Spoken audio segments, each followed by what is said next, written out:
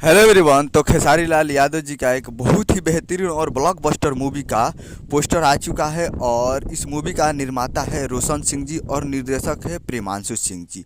और इस पूरे मूवी में संगीत दिए हैं ओम झा जी।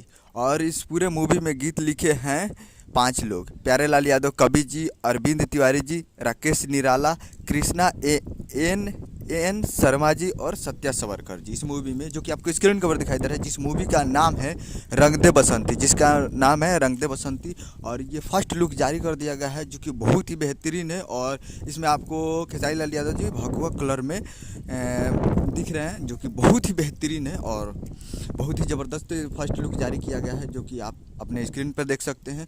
और इस मूवी में इतने लुक है कि पोस्टर कम पड़ जाएंगे। और फर्स्ट लुक जारी हुआ है और सेकंड लुक भी जारी होगा, थर्ड लुक भी जारी, बहुत सारे लुक जारी होंगे। उसके बाद ट्रेलर आएंगे, उसके बाद इस मूवी के गाने रिलीज होना शुरू करेंगे।